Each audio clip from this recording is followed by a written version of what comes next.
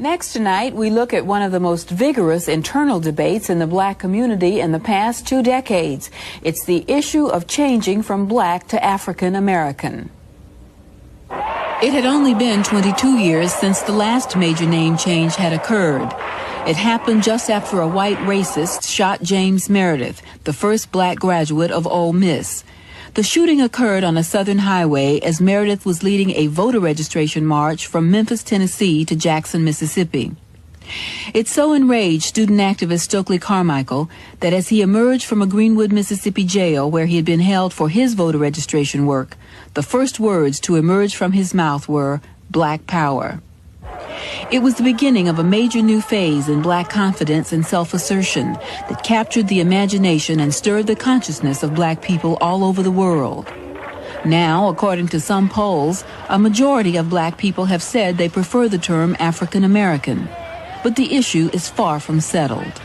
I prefer to be called African American because African American reflects the true nature of my cultural heritage. And I think it's better for you to be called black. What's wrong with that? There's different black. There's black Africans. There's black West Indians, you know. Black is beautiful. That's what I have to say. I'm an American, whether I'm a black American or what, don't make any difference. I'm just an American. You had, through our history, at least 2,000 years, my family is primarily Native American. And when you say at least 2,000 years, that means, I assume, that you can trace it back to Africa and also to your Native American heritage.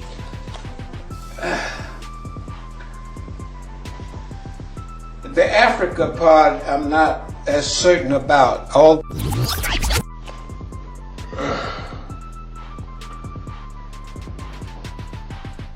The Africa part, I'm not as certain about.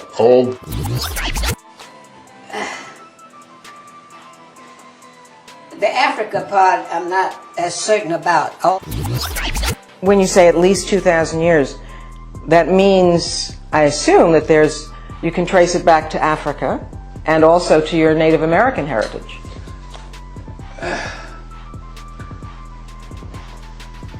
The Africa part, I'm not as certain about, although the stories, the oral history has been there since the 1700s. And not only did I hear it, but my youngest brother, 9 years younger, heard it as a little child. I mean, but the Native American thing is real clear. But the Native American thing is real clear. But the Native American thing is real clear, and because most people aren't aware that the Native American system was very similar to the European system. The people who governed were from aristocratic families, and those families had certain responsibilities. And my family's responsibility was education, and then of course passing it on from generation to generation orally. So it is pretty clear in terms of the Native Americans. What that meant was that they were responsible for knowing everything in that area the oral historians overall for the whole nation. Their primary job was learning everything about the civilization and digesting it and passing on the best part and leaving the other part behind.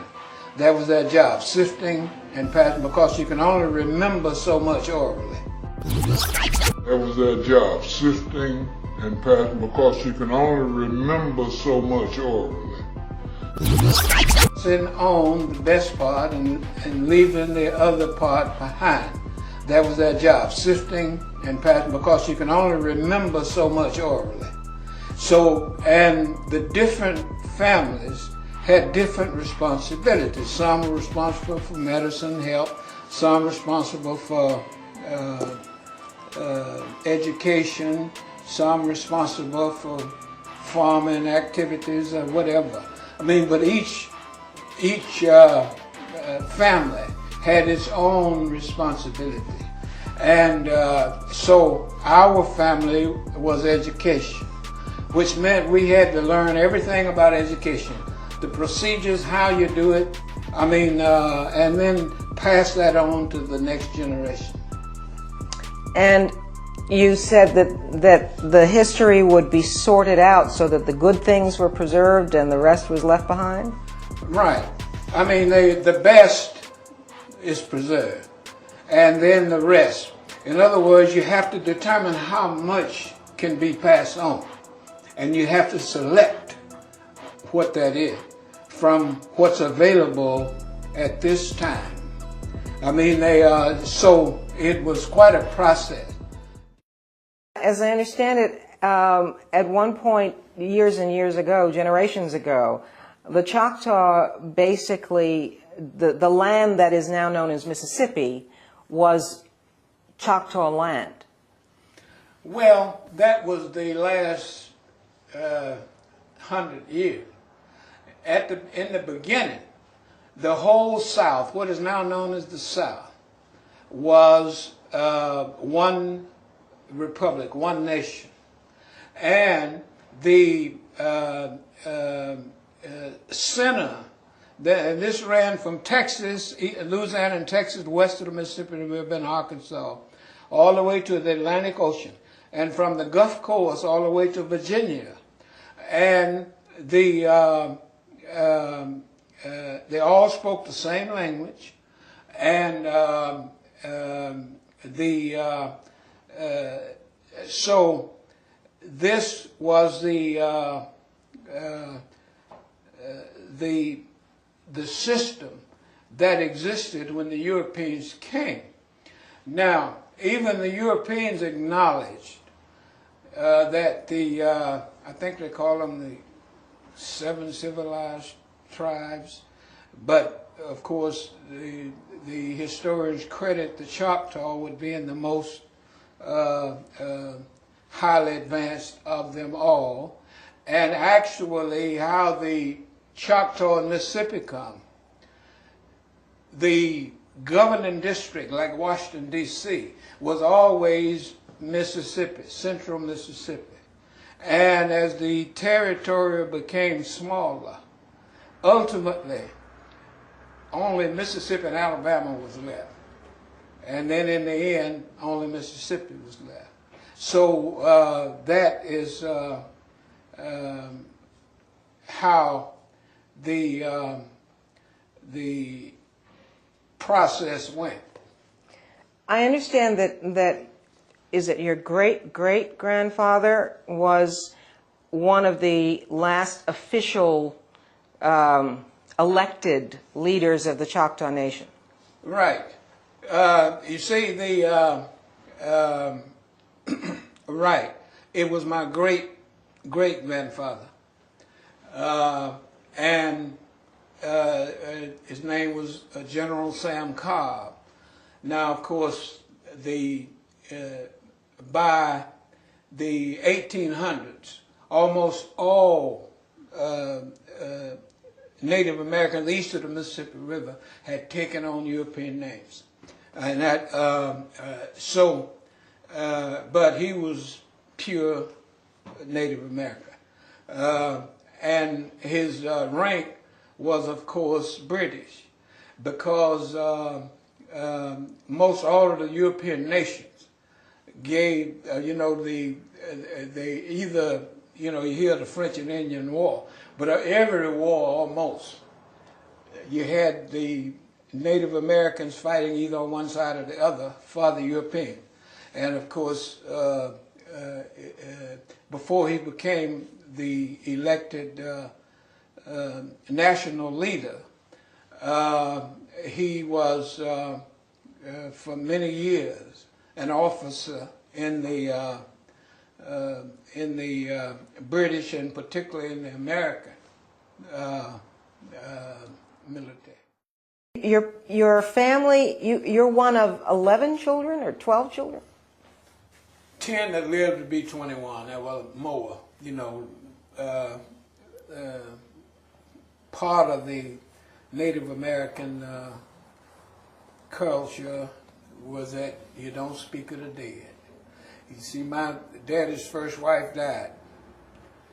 And 17 years in that house, I never heard her name. I mean, you just don't talk about it. And what kind of kid were you growing up? Were you scholarly? Were you quiet? Were you mischievous? What kind of child were you? And you can't consult with your brother over there. You can't look at your brother over there. Well, I tell you, I was bad. And from age 11, I almost daily challenged my daddy for authority. And always got away with it. The rest of them say I never had to work. Which probably is closer to true than not. I mean, How did you get away with that? It was part of my training. You see, when the Ole Miss thing came up, many newsmen and many writers went through every foot of my life.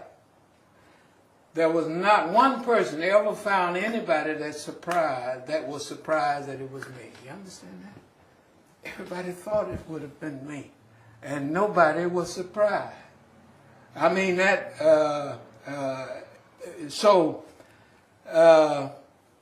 You know, I've been saying it as a joke, but it's really the truth. I was a bad dude and lucky, but I was bad. I mean, I always established my dominance, and the clearest pattern was when I went to Florida in the 12th grade. The first week in school, I was a little nigger from Mississippi.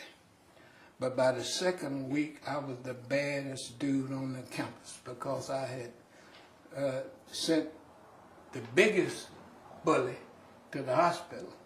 And I had taken on the toughest bully, and he had won because I was slick.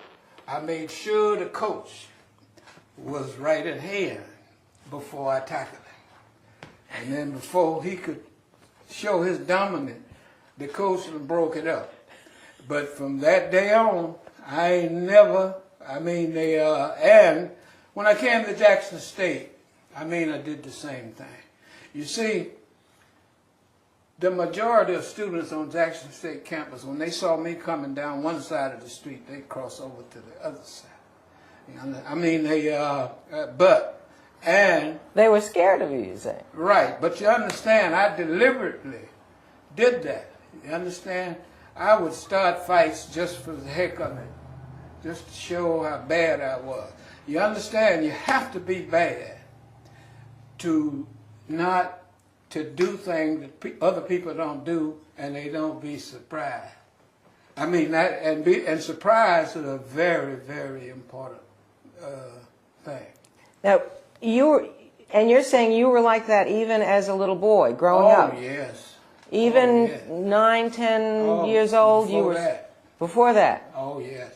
And your father allowed you to challenge him because you were the chosen one, as you said? Now that I can't answer because he was a tough disciplinarian, and I thought I knew I won most of the fights, But I didn't know he deliberately let me do what I wanted to do, but that's what all the others say. All the other brothers and sisters. I mean,